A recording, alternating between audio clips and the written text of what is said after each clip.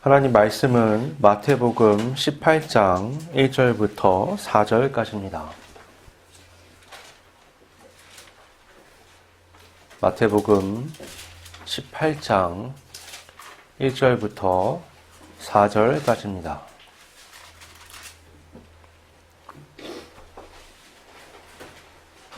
봉독하겠습니다. 그때에 제자들이 예수께 나와 이르되 천국에서는 누가 크니이까? 예수께서 한 어린아이를 불러 그들 가운데 세우시고 이르시되 진실로 너희에게 이르노니 너희가 돌이켜 어린아이들과 같이 되지 아니하면 결단코 천국에 들어가지 못하리라. 그러므로 누구든지 이 어린아이와 같이 자기를 낮추는 사람이 천국에서 큰 자니라. 아멘.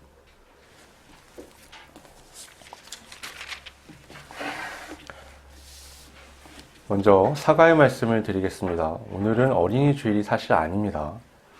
5월 첫 주가 어린이 주일인데 제가 오늘이 5월 첫 주인 줄 알고 큰 착각 가운데 설교 준비를 다 끝내고 어제 오후에 이제 주보를 작성하는데 아닌 거예요. 이게 설교를 다시 준비해야 되나 막 고민했는데 그냥 하고요. 다음 주를 건너뛰고 그 다음 주에 어버이 주일로 이렇게 양해를 좀 부탁드리겠습니다. 어린이날이라는 건 미국에서 시작이 된 거예요. 더 정확하게는 미국 교회에서부터 시작이 된 겁니다. 우리나라는 이제 잘 아는 대로 일제강점기 때 시작이 되긴 했는데 어린이 주일이라는 게 생겨났던 이유는 어린이들에 대한 인권을 한번 우리가 생각해보자. 이걸 다시 한번 생각해보고 생각을 좀 바꿔보자. 그런 취지에서 이게 생겨난 겁니다. 오늘날 보통의 선진국의 어린이들은 보호를 잘 받죠. 안전, 교육, 성장에 대해서 그 사회 어른들이 신경을 꽤 많이 씁니다. 노력도 하고요. 그러나 그 어린이에 대한 이런 오늘날의 관심, 이런 것들은 사실 비교적 최근에 생겨난 겁니다. 약 100여 년 전만 해도요, 세계 어디에서도 오늘날과 같은 아이들에 대한 인식은 찾아보기가 굉장히 힘들어요. 그 설국열차라는 영화, 보신 분도 있고 안 보신 분도 계시겠지만, 그 영화를 보면 설정이 그래요. 세계가 다 얼어붙었는데, 그 하나의, 한 줄의 기차만 그 선로를 따라서 세계를 도는 겁니다. 거기에는 이제 그 기차를 끊임없이 움직이게 할 수 있는 엄청난 엔진이 있어요. 그 엔진이 굉장히 숭배의 대상이 되는데, 어쨌든 그 엔진이 무한한 에너지를 가지고 있기 때문에 이 기차는 세계가 얼어붙은 상황에서도 이제 구원의 방주처럼 돌 수가 있는 거죠. 근데 그 기차는 철저한 계급 사회를 가리킵니다. 앞으로 갈수록 계급이 높아지고 편의가 좋아지죠. 뒤로 갈수록 굉장히 힘든 삶을 살아야 합니다. 특히나 꼬리칸에 있는 사람들은 목숨만 유지하는 정도의 비참한 삶을 살 수밖에 없었는데요. 주인공이 이 꼬리칸에 있는 사람이죠. 이 사람이 이제 혁명을 주도하면서 사람들을 이끌고 앞으로 나아갑니다. 그 맨 앞칸까지 가는 게 목표인 거예요. 그래서 뭘 하고 싶냐? 뒤엎는 거죠. 기존의 질서를 뒤엎고 그 기차를 공평과 공정함, 사람들이 똑같이 살아갈 수 있는 공간으로 만드는 거예요. 맨 앞에는 윌포드라는 사람이 있는데 이 사람이 이 기차를 계획하고 만든 사람이죠. 이 사람은 거의 신에 가까운 독재자로 등장을 합니다. 그의 말은 절대적이고요. 그가 설정한 질서는 누구도 깨트릴 수가 없어요. 이 사람은 정기적으로 꼬리칸에 있는 아이들을 데려갔거든요. 꼬리칸에 있는 사람들은 꼬리칸에서 벗어나는 아이들을 보면서 이 아이들이 뭔가 신분 상승의 기회를 얻은 것처럼 여기기도 했습니다. 그건 착각이었죠. 주인공이 앞칸에 가서 보니까 그 아이들이 뭘 하고 있느냐? 이게 완벽한 엔진인 줄 알았더니 아닌 거예요. 흠이 있어요. 사람이 들어가서 어떤 역할을 해줘야 되는 겁니다. 기계가 하던 역할을. 근데 그게 그 공간이 워낙에 협소해서 어른이 들어갈 수가 없는 거예요. 5살 이하 어린이를 넣어서 단순 작업을 시키면서 생명을 갉아먹는 거죠. 만약에 그 아이가 그 일을 하지 않으면 엔진을 멈춰버리고 전부 다 죽게 되는 겁니다. 제가 이 얘기를 드리는 건 그 상황보다는 그 장면에서 그 아이들의 표정이었어요. 그 기계에 들어가서 부품의 역할을 하는데 애들 표정이 정말 기계 같아요. 영혼이 하나도 없는 거예요. 정말 무표정으로 단순 작업을 하면서 자기 생명을 거기다가 갈아 넣습니다. 그건 꼭 그 산업혁명 때의 어린아이들을 연상시키는 모습이라고 저는 생각을 했는데, 그 영국의 런던에 그런 아이들이 굉장히 많았어요. 그 산업혁명 때면은 세계 최대 강국, 최부국이 영국이거든요. 그 영국의 수도인 런던에 엄청나게 많은 빈민들이 있었습니다. 그리고 아이들이 있었죠. 사람이 너무 많이 몰리니까 그냥 헐값에 사람의 노동력이 착취당하는 거예요. 아이들이 그 영화에 나오는 아이들처럼 영혼 없는 얼굴로 아주 비참한 일들을 하면서 생활을 했고요. 굉장히 위험한 일들을 했기 때문에 심각한 부상을 당하는 경우가 빈번했습니다. 불구가 되는 아이들이 굉장히 많았어요. 여러분, 그게 불과 18세기 일이에요. 산업혁명 이후에 세계가 다 그 길로 들어가잖아요. 모든 나라에서 그런 일들을 우리가 발견할 수가 있습니다. 18세기, 19세기 지나면서 그런 일들을 우리가 다 경험했어요. 우리 사회도요. 아이들에 대해서 오늘날과 같은 시각을 갖기 시작한 건 20세기 들어서라고 볼 수밖에 없습니다. 그러니까 겨우 아이들에 대한 인권의 사고 전환은 한 세기 정도밖에 안 된 거예요. 그것도 오늘날처럼 이렇게 활발하게 된 건 정말 얼마 안 됐고요. 그럼에도 오늘날에도 어린이들의 인권 문제는 여전히 심각합니다.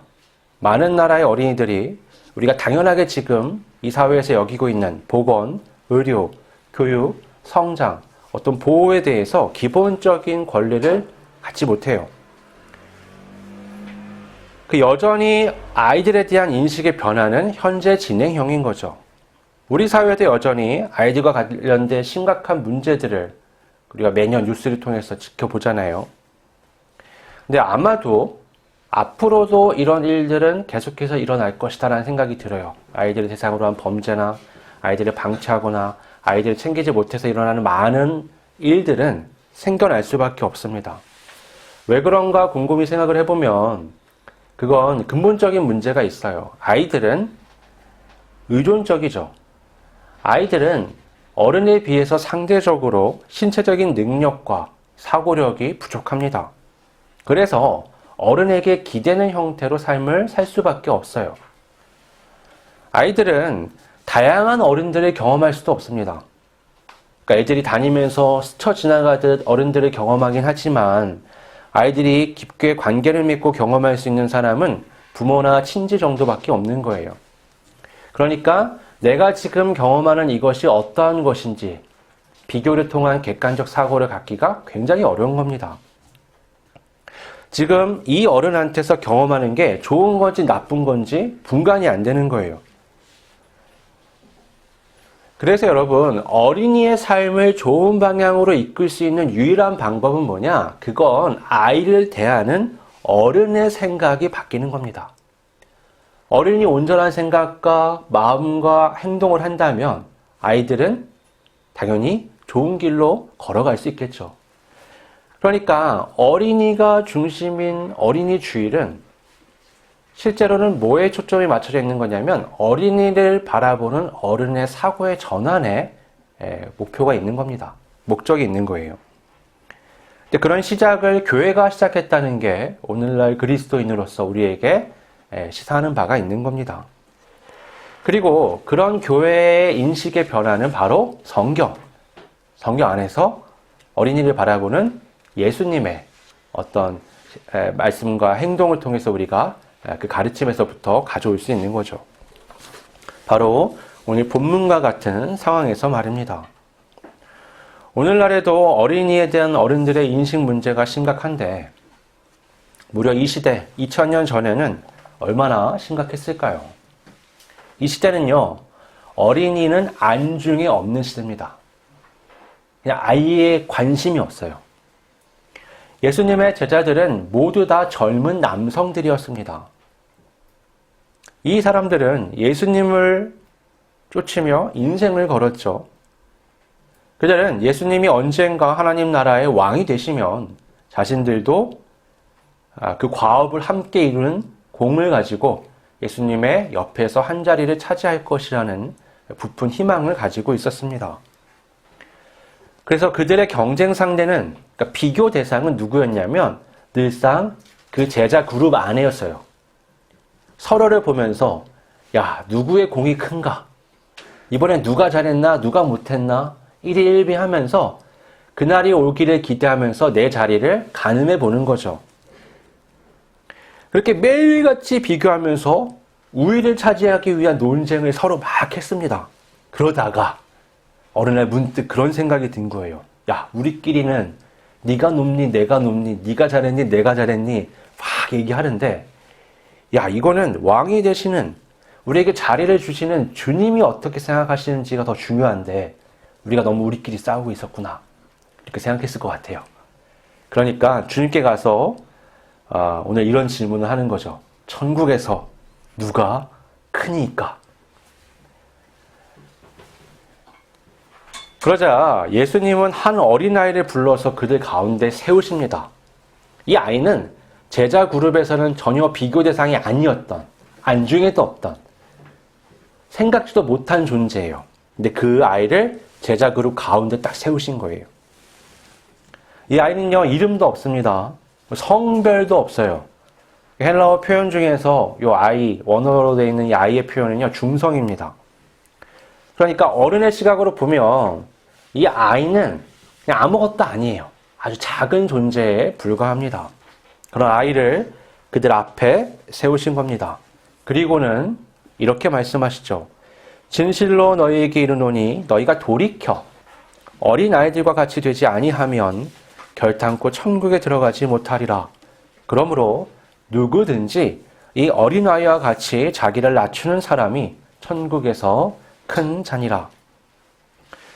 이건 제자들에게는 굉장한 충격이었을 겁니다. 앞서 말씀드린 것처럼 이들은 젊은 남성들이죠. 그들은 자신들이 하나님 나라를 위해서, 이 새로운 세계를 위해서 중요한 일을 해야 하고 있다라고 여기는 사람들이었습니다. 그들의 사고에는 그런 게 묻어 있는 거예요. 그런 위대한 일, 나라를 세우는 그런 놀라운 일은 젊은 남자들의 몫이라고 생각하는 겁니다. 그들이 그렇게 생각하는 건 어떻게 보면 당연해요. 왜냐하면 그들이 바라보는 시각, 그 세계에서 하나님의 일을 했던 위대한 사람들은 다 그런 남자들이었기 때문이죠. 모세, 여호수아, 다윗, 엘리야 등 이스라엘 역사에서 엄청난 일을 이루었던 사람들을 보면 다 남성들이었습니다. 그러니까 그런 시각에서 주님께 질문을 했던 거죠. 주님의 여실, 그 새로운 세계에서 누가 위대한 사람입니까? 어떤 능력과 특징이 필요합니까? 리더입니까? 전쟁 능력입니까? 이적을 일으키는 어떤 특별한 은사입니까? 저희가 어떤 것을 목표로 노력을 해야 하나님 나라에서 큰 사람이 될 수 있습니까? 질문은 결국 이거예요. 내가 어떻게 해야 하나님 나라에서 큰 사람으로서 입지를 가질 수 있습니까? 그런 그들에게 예수님이 예로 든 인물은 그들이 생각하고 있던 모세, 여호수아, 다윗, 엘리야가 아니죠. 어디서나 흔하게 그냥 볼 수 있는 어린아이 하나입니다. 예수님은 아마 그냥 지나가는 어린아이 하나를 그냥 부르신 것 같아요. 그러니까 이게 무슨 농담이신가라는 생각이 들 수도 있는 상황이 된 거죠. 그러나 이어지는 주님의 말씀은 아주 심각합니다. 주님의 메시지의 핵심은 뭐냐? 돌이켜예요. 돌이켜. 그들은 지금 길을 잘못 가고 있습니다. 그들은 지금 잘못된 방향을 향해 나아가고 있어요. 지금과 같은 목표와 방식으로 나아가면 결코 하나님 나라에서 그들이 기대하는 것처럼 큰 사람이 될 수가 없습니다. 큰 사람은커녕 주님의 말씀을 보면 하나님 나라의 문에조차 들어갈 수가 없어요. 이건 너무 심각한 말씀이죠. 제자들은 머릿속에 어떤 게 있냐면 하나님 나라는 이미 들어간 거예요. 자기들은 이미 들어갔어요. 거기서부터 시작을 한 거예요. 중요한 건 뭐예요? 거기 안에서 누가 크냐 작냐, 어디 자리를 차지하느냐, 거기에 생각이 가 있습니다. 그런데 주님은 심각하게 못 들어간다고 말씀을 하시는 거예요. 야, 너네 그렇게 가면 못 가. 못 들어가. 그러면서 돌이켜서 어린 아이들과 같이 되라고 말씀하십니다. 이건 아이를 롤 모델로 삼고 배우라라는 말씀이에요. 그러니까 모세, 여호수아, 다윗, 엘리야 같은 위대한 사람이 아니라 이 아이를 롤 모델로 정하고 나아가야 한다고 말씀하시는 거죠. 완전 다른 길을 향해서 나아가라고 말씀하시는 겁니다. 이건 제자들에게 되게 어려운 말씀이에요. 차라리 모세, 여호수아, 다윗, 엘리야 같은 사람을 모델로 해라. 이러면 어때요? 나는 이만큼 부족한데 그 사람은 저렇게 위대해요. 그럼 어때요? 내가 이런 걸 채워야지, 이런 걸 붙여야지, 이런 걸 더해야지 라고 생각하면서 뭔가를 해나갈 수 있는 생각이 많아질 수 있어요. 명확하죠? 뭘 더해야 되는가. 여러분, 때로는요, 더하는 것보다 빼는 게 굉장히 어려울 수 있습니다. 사람은요, 자신을 객관화해서 보는 게 굉장히 힘들어요. 무엇을 더하라고 하면 어때요? 어떤 대상을 보죠. 대상하고 나를 비교하면서 뭔가를 더해갈 수 있어요. 근데 빼라 그러면요, 나를 잘 살펴야 돼요. 왜냐면 내가 나를 바라볼 때 빼야 할 부분이 뭔지 잘 못 찾거든요. 내 무엇이 잘못됐고 왜곡됐고 틀렸고 하는 것을 바라보고 인정하고 그것을 깎아내는 과정은 굉장히 어렵습니다. 지금 이 생각을 하고 지금 이 말을 하고 있는 게 나잖아요. 이게 나예요. 근데 그런 나를 객관화해서 무엇이 잘못됐는지를 바라보고 그걸 깎아내라? 그건 쉬운 과정이 아닙니다. 그래서요, 누군가의 고칠 점을 말해준다는 건 굉장히 어려운 일이잖아요. 보통 그렇게 얘기하면 고마워하지 않습니다. 보통 어떻게 하죠? 기분 나빠하고 공격적인 반응을 하죠. 누구나 다 그래요. 그건. 예수님의 지금 말씀하시는 방식 중에서 우리가 참고할 건, 배워야 할 건, 예수님의 말씀이 그냥 지적하는 걸로 부정적인 메시지로 끝나지 않는다는 겁니다. 저 같으면 그러겠어요. 야, 너네는 내가 낮아져서 지금 사람이 되고 십자가의 길을 향해서 지금 걸어가고 있는데 니네는 뭐 어디서 헛바람이 들어가지고 제자라는 놈들이 그 영광과 명예와 그런 데 취해가지고 이상한 꿈을 꾸고 있냐? 그러면 내가 너네한테 어떻게 교회를 맡기냐? 그래서 정신 차리라고 막 혼낼 것 같습니다. 근데 예수님은 그렇게 안 하세요. 예수님은 뭐라고 하는 그 부정적인 메시지가 아니라 그들의 생각을 바꿔서 새로운 길을 갈 수 있는 긍정적인 메시지로 이야기를 하세요. 그래서 어린아이를 세우신 거예요. 뺀다는 게 어렵잖아요. 그러니까 모델을 세우신 거예요. 야, 이게 목표야. 어린아이를 세우는 순간 어때요? 나보다 훨씬 못하잖아요. 나보다 훨씬 부족하죠. 그러면 내가 더 낫다라고 생각하는 덕지덕지 붙은 그 많은 것들을 깎아야 될 것들이 보이는 거예요.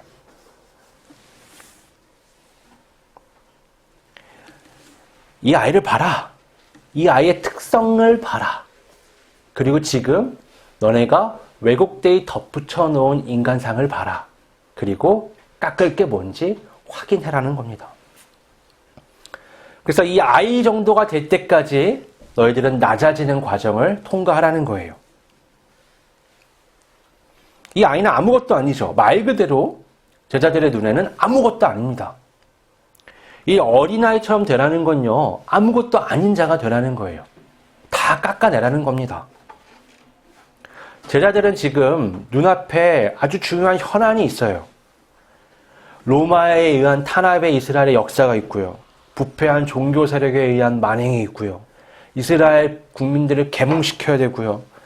국제 정세가 어떻게 변하는지를 바라보면서 또 이 안에서 예수님의 추종자들의 동향, 반대자들의 동향, 모든 걸 살피면서 앞으로 그럼 우리가 나아갈 이 길에서 부딪힐 무력적 충돌이라든가 정치적인 충돌, 여러 가지를 고려하면서 지금 하나님 나라를 세워야 된다는 생각을 하는 겁니다. 얼마나 복잡해요. 얼마나 무거운 일들이에요. 근데 주님이 애를 세운 거예요. 그리고는 이렇게 될 때까지 다 깎으라는 겁니다. 이 아이는요, 지금 제자들이 갖고 있는 그 많은 문제들이 아무것도 문제되지 않아요. 로마가 어쩌고, 이스라엘 역사가 어쩌고, 부패한 정치 세력, 종교 세력이 어떻고, 아무 관심이 없습니다. 아이는 어때요? 오늘 부모님하고 사이좋게 지내면서 좋은 관계 속에서 잘 먹고 잘 자는 행복한 삶을 살면 되는 거죠. 여러분, 오늘날도 그렇죠. 우리는 너무 많은 고민을 끌어안고 있잖아요. 너무 많은 걸 계산해야 돼요. 너무 많은 책임과 스트레스를 끌어안고 살아갑니다. 우린 그렇게 생각해요. 그 많은 것들이 외부에서부터 밀려 들어와서 나를 짓누른다고 생각을 합니다. 근데 사실은 그게 아니죠. 내가 그 모든 걸 찾아서 끌어와가지고 끙끙거리는 거죠. 그런 이유는요, 우리 스스로가 세워놓은 그 목표한 바를 이루기 위해서 우리의 삶의 초점이 맞춰져 있기 때문에 그렇습니다. 부를 더하고, 명예를 더하고, 인기를 더하고, 사람 됨을 더하고, 지식을 더하고, 그 모든 걸 통해서 어떻게 해요? 내가 생각하는 높아짐을 향하기 때문에 그런 스트레스가 오는 겁니다. 우리가 천국문을 통과하는 시점은 언제냐? 바로 그 모든 시도들을 버리는 때부터예요. 내가 나를 온전하게 부정하는 그때가 바로 천국문에 들어가는 시점입니다. 믿음은 그저 입으로 내뱉으면 되는 게 아닙니다. 예수님을 믿는다는 건 뭐냐? 반대로 나를 믿지 않는 거예요. 이 두 개가 같이 갈 수가 없어요. 예수님을 믿는다는 건 나를 믿지 않는 겁니다. 사람은 꼭 무언가를 믿고 의지해서 생각하고 결정합니다. 아무것도 없이 나는 나 혼자 생각하고 판단했어. 그런 건 세상에 없어요. 로마서 1장 17절은 이렇게 말씀합니다. 복음에는 하나님의 의가 나타나서 믿음으로 믿음에 이르게 하나니 기록된 바 오직 의인은 믿음으로 말미암아 살리라 함과 같으니라. 복음에 하나님의 의가 나타났다는 건 과거에는 그 의가 있기 전에 다른 의를 쫓았다는 거예요. 내가 세우는 의. 내가 내 의를 따라서 살아가는 겁니다. 내가 옳다고 여기는 것을 따라서 의지하고 생각하고 결정하죠. 그러나 그 근본에는 내 욕망이 자리하고 있고 욕심이 자리하고 있습니다. 근데 복음을 들은 후에는 다른 거예요. 복음에는 하나님의 의, 곧 예수 그리스도를 통한 십자가의 대속의 말씀이 있습니다. 우리는 예수님을 향한 믿음으로 새로운 삶을 살게 되는 겁니다. 예수님을 향한 믿음은 일시적으로 어떤 때, 어떤 상황에서는 주님의 의를 따르고 또 다른 때는 내 의를 따르는 그런 게 아닙니다. 처음부터 끝까지 어때요? 믿음에서 믿음으로, 오직 믿음으로 살아가는.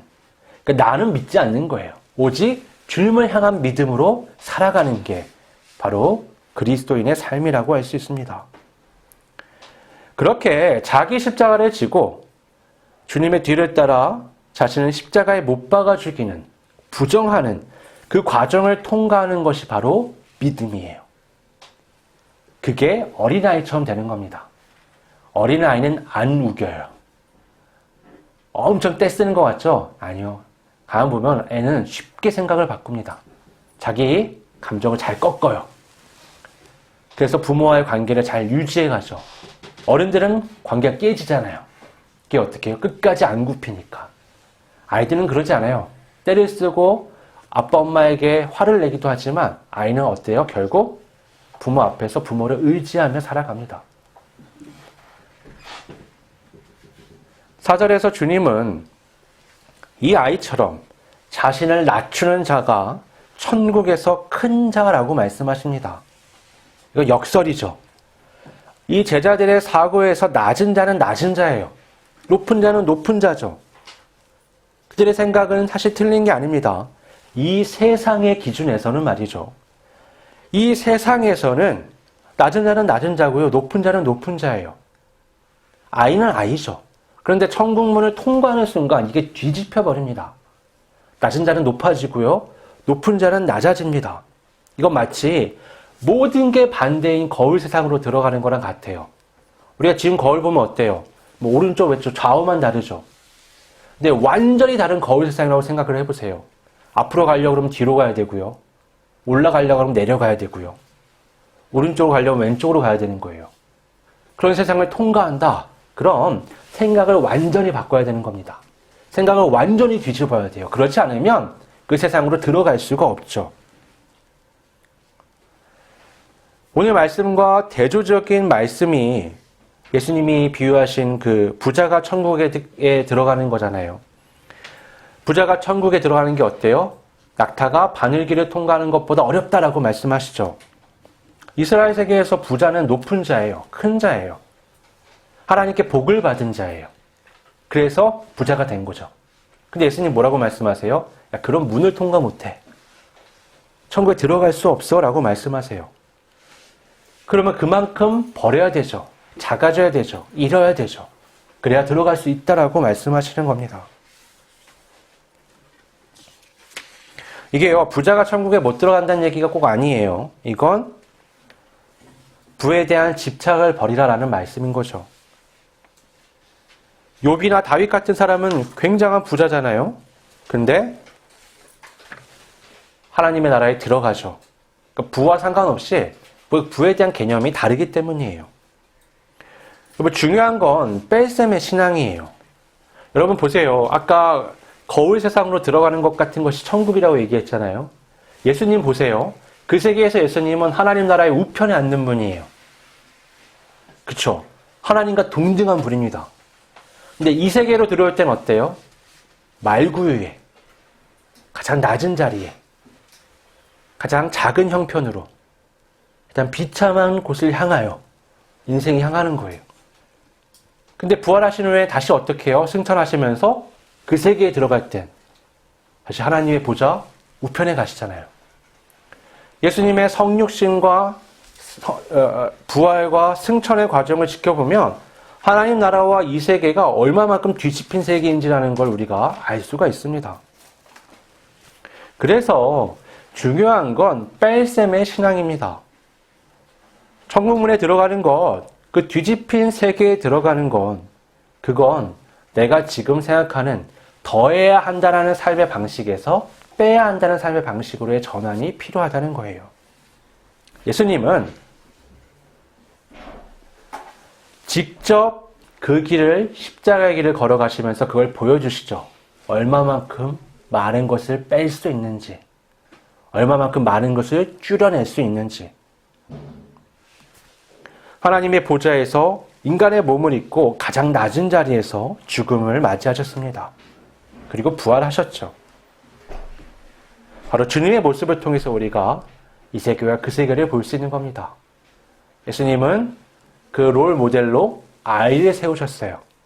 그리고 봐라, 이 아이처럼 돌이켜서 나아가지 않으면 들어갈 수도 없고 천국에서 큰 자도 될 수가 없다 라고 말씀하신 겁니다. 우리가 그 마음가짐을 가지고 오늘날의 삶을 살아갈 때 우리도 천국인의 삶을 살아갈 수 있고, 더불어 아무것도 아닌 어린아이를 주님이 가장 높은 자로 봤던 것처럼 오늘날 무너져 있는 이 사회의 많은 어두운 부분들의 빛을 밝힐 수 있는 겁니다. 우리 덧셈의 신앙이 아니라 뺄셈의 신앙으로 천국에서 큰 자를 향해 이 세상에서 낮은 자리로 향하는 우리 모두가 되기를 바랍니다. 기도하겠습니다. 아버지 하나님, 우리는 위대한 많은 사람들을 잘 알고 있습니다. 위대한 신앙인들, 위대한 위인들을 바라보며 나도 그 사람처럼 되고자 하는 열정과 열망을 갖기도 합니다. 그러나 주님이 우리에게 제시하신 모델은 어디서나 볼 수 있는 작은 어린아이 한 명이었습니다.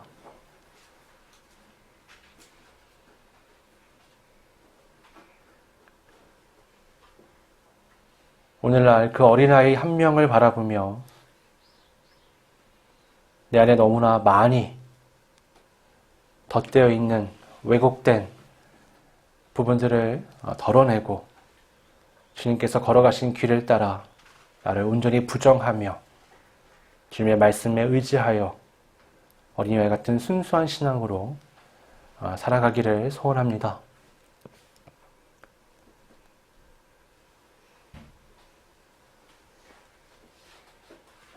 주님의 말씀을 쫓아서 그 길을 걸어갈 때에 우리가 자꾸